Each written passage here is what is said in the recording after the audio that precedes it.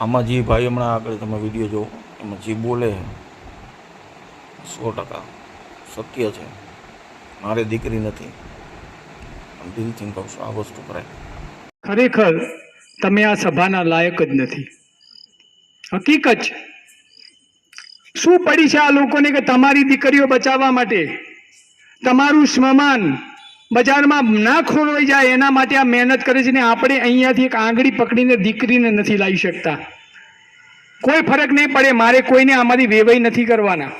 એ ના ફરક પડે તો મને કોઈ વાંધો નથી, પણ કડવો જ છું ને હકીકત છે. અને આનો જ લાભ આ વિધર્મીઓ ગણીએ કે અસામાજિક તત્વો ગણીએ કે લુખોએ ઉઠાવે છે. મારી નજર સામે દીકરીઓ અહીંયાથી એક્ટિવા લઈને જાય છે. કદાચ અહીંયા બેઠેલા લોકોને આટલી વાત સમજાય છે, અહીંથી થોડી દૂર પણ આ વાત જાય છે અને એમને સમજાય છે કે મારા દીકરીઓ માટે વાત કરવા આવે છે. મારે દીકરો નથી, મારે દીકરો છે, દીકરી નથી. પણ મેં આનું મથાળું આપ્યું છે કે દરેક દીકરી મારી દીકરી સમજી અને આ અભિયાનમાં જોડાયો છું. ઘરના તાળાની ચાવી લોક મારીને આવું છું. મારું ઘર છેલ્લે વગડામાં છે. છેલ્લે વાઈફનો ફોન આવજો કે 12 વાગે પહેલા આવજો, બીક લાગે છે.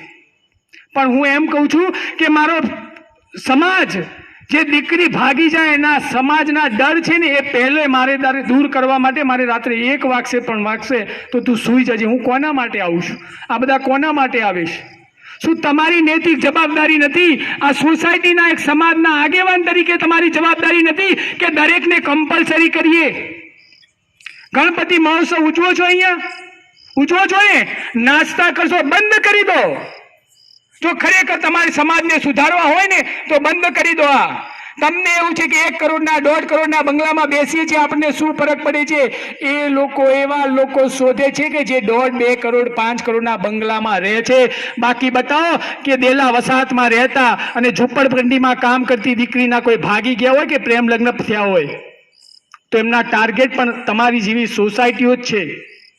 અને એટલા માટે સભા કરીએ છીએ. દુઃખ થાય છે કે સાલું આટલો પરિવાર છોડી, ધંધો છોડી અને આ લોકો મહેનત કરે છે ને આ એક ટ્રસ્ટી નથી લેતા અહીંયા લાવવાની.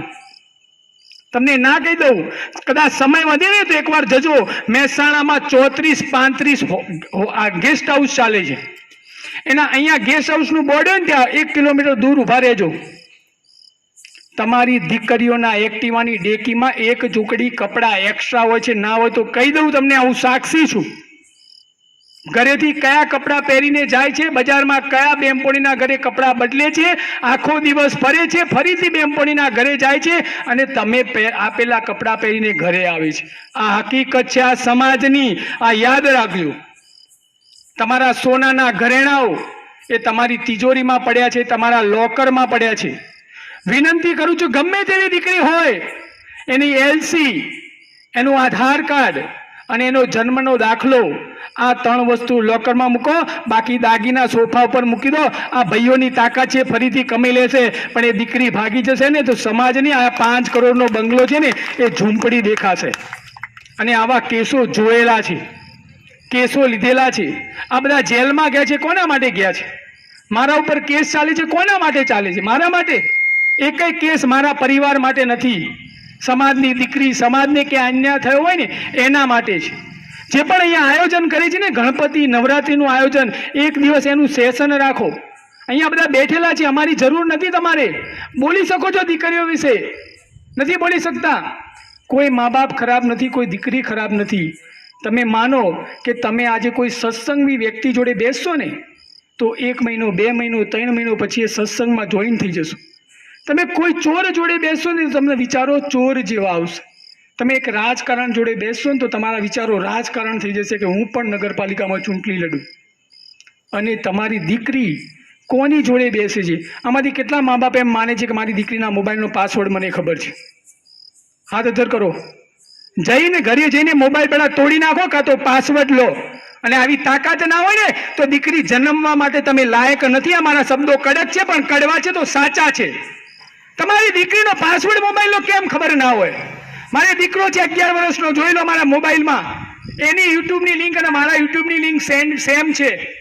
એ યુટ્યુબમાં નાનો કાર્ટૂનનો વિડીયો જોયે ને તો પણ મને બતાવે કે એને શું જોયું છે. દીકરો છે તો પણ હું ચિંતા કરું છું. કારણ કે જોતો તો નથી ને કે ડ્રગ્સ શું છે, દારૂ શું છે, દારૂની પાર્ટીઓ શું છે, એ તો નથી જોતો ને. યુટ્યુબમાં સેમ છે, મારીને વાઈફમાં. તમારી દીકરીના પાસવર્ડ તમને ખબર નથી, ના પાડી દો મોબાઈલ નહીં મળે. અહીંયા જેટલા બેઠા છે એમના 5 મોબાઈલ છે ને એના કરતાં દીકરીનો મોબાઈલ મોંઘો હશે. આટલી તો ચિંતા તમે દીકરીની કરો છો. ના કરો, ભલે દીકરીને જે માનવું હોય માને. તમે નાના હતા ને ત્યારે દવા પીતા હતા. શું કરતા હતા? ના પીવો એટલે નાક બંધ કરીને દવા પીવડાવતા હતા. એની માને ખબર હતી કે આ જો દવા નહીં પીવડાવું તો આ બીમાર પડશે, મરી જશે, એટલે એને દવા પીવડાવવી પડે. તો આપણી દીકરીને સમજ નથી. એ વખતે નાની હતી ત્યારે પીવડાવતા હતા ને. પણ અત્યારે ભલે ગમે તેવી મોટી થઈ ગઈ હોય, 80 વર્ષના ડોસી થઈ જાય ને તો પણ એના મા માટે દીકરી જ હોય. અને આપણી દીકરી અત્યારે વાયરામાં જે ખબર નથી પડતી મારી જવાબદારી શું, તો પણ તમને તો ખબર છે ને મારી જવાબદારી શું. એને દવા તમારે પીવડાવવી પડશે, સમાજને જે કહેવું હોય કે. બાકી આ જ રીતે અમે સભાઓ કરીશું અને આ જ રીતે લોકો સાથ અને સહકાર આપશે ને તો એકવાર આ લોકોનું પણ મોરલ તૂટી જશે. સાચી વાત કે ખોટી વાત? અને આ બધા ગાંડા છે. આમાંથી કેટલા લોકો માને કે મને ભગવાને બધું આપ્યું છે, બધું, જમીન, દીકરી, છોકરો સારો, સંસ્કારી વહુ, એના છોકરા, કેટલા બધાને ક્યાંક ને ક્યાંક નથી આપ્યું ને. હા, પણ હું એક વાત કહું, જે મને નહીં આપ્યું એવું કોઈને ના આપ્યું એવું કહેજો. બુદ્ધિ કોને ઓછી આપી છે આટલામાંથી? બધાને આપી છે. કોઈ ગાંડું છે આમાં? આ બધા બેઠા, આ બુદ્ધિ વગરના બધા બેઠા છે, ગાંડા બેઠા છે. એટલા માટે તો તમારી દીકરીઓ બચાવવા આવે છે. બધી બાકી ડાયા લોકો તો બંગલામાં એસીમાં જઈને ટીવી જોવે છે. આ બધાને ભગવાને બુદ્ધિ ઓછી આપી છે ને ગાંડા છે ને એટલે સમાજ માટે દોડે છે. બાકી ડાયા લોકો દોડતા નથી. તમને પણ મેસેજ વાંચ્યા પછી ક્યાંક ચિંતા થઈ ને એટલે તમે આવ્યા છો, એટલે તમે ગાંડા જ છો. બાકી ડાયા લોકો આવતા નથી. તો દરેક બહેનોની વિનંતી છે, આપણે પણ એક ગ્રુપ બનાવીએ.